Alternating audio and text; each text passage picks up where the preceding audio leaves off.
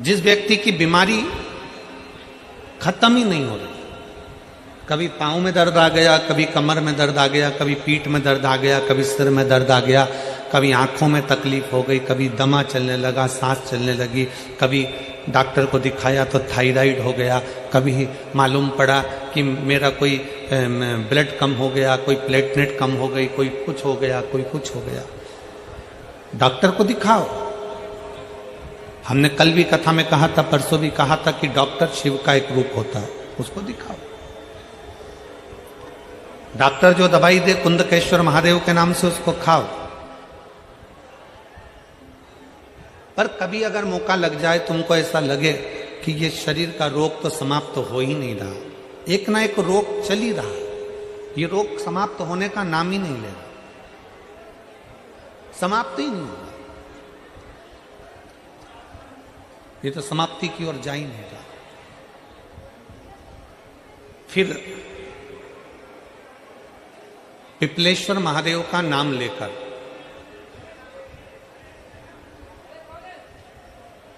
पिपलेश्वर महादेव का नाम लेकर कुछ भी मीठा जो में बना सकते हो, हलवा बना सकते हो हलवा, सीरा बना सकते हो सीरा, खीर बना सकते हो खीर, चूरमा बना सकते हो तो चूरमा, लड्डू बना सकते हो तो लड्डू, जो तुम घर में मीठा बना सकते हो उसका केवल 7 ग्रास का अन्न। कितने ग्रास? जम के बोलो जरा। 7 ग्रास। 7 ग्रास मतलब 7 कोर, 7 ग्रास का अन्न एक पात्र में ले लो और पिपलेश्वर महादेव का नाम लेकर किसी भी शिवालय में, शंकर के मंदिर में जाकर एक बेलपत्र रखकर उस जो प्रसाद तुम बना कर ले गए हो, जो तुम भोग बना कर ले गए हो, उसका स्पर्श कर कर पिपलेश्वर महादेव का नाम लेकर शंकर को उस भोग को रखकर, बेलपत्र रखकर शिवजी को 7 बार एक ही लोटे का जल, केवल एक लोटे का जल 7 बार उत्तर की ओर मुख कर कर दक्षिण में खड़े होकर शंकर के शिवालय पर 7 बार एक ही लोटे का जल 7 बार थोड़ा थोड़ा कर कर उसको गिरा दीजिए, शिव जी के ऊपर चढ़ा दीजिए 7 बार। बाद में जो प्रसाद पर आपने बेलपत्र रखी है उसी बेलपत्री को उठाकर शंकर के शिवलिंग पर चढ़ा दीजिए। बाबा को प्रणाम करिए, बाबा मेरे शरीर का रोग समाप्त नहीं हो रहा, गोलियां खा रही हूं, दवाई खा रही हूं, कुंदकेश्वर महादेव का नाम लेकर दवाइयां ले रही हूं, पर कभी घुटना, कभी कमर, कभी आंख, कभी थायराइड, कभी कुछ, कभी बीपी, कभी शुगर, कुछ ना कुछ चल ही रहा है। बाबा अब आपको संभालना। किसी भी दिन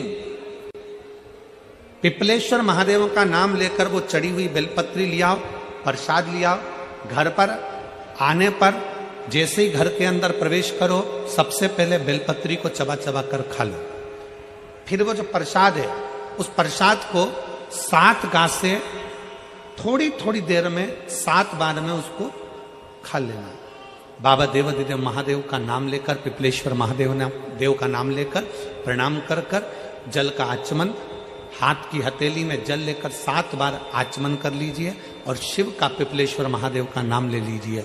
धीरे धीरे 15 दिन लगेंगे और 15 दिन में बीमारियां अपने आप कम होना प्रारंभ हो जाएगी और बाबा आपका हाथ पकड़कर आगे बढ़ाएंगे। शिव तत्व की प्राप्ति 5 दिन की फरीदाबाद में शिव महापुराण की कथा हरियाणा की इस पवित्र भूमि पर 5 दिन की चल रही है। आज कथा का 4th दिवस है। कथा के माध्यम से आज कथा की शिवरात्रि है। आज कथा की शिवरात्रि। कल कथा सुबह 8 बजे से 11 बजे तक हो जाएगी इस पंडाल में। टीवी पर 2 बजे से 5 बजे तक आ जाएगी। कल कथा टीवी पर 2 से 5 आएगी।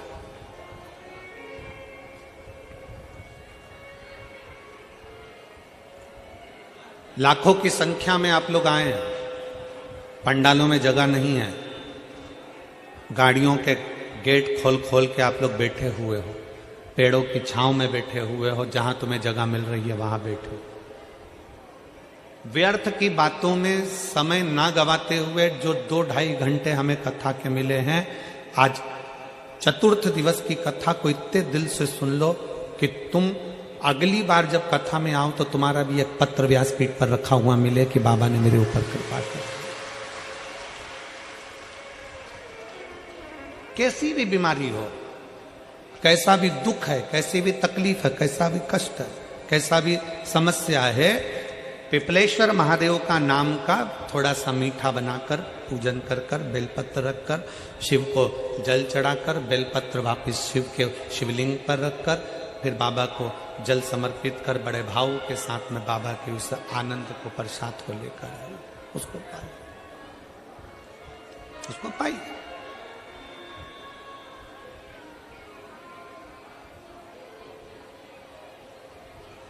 पर भाव के साथ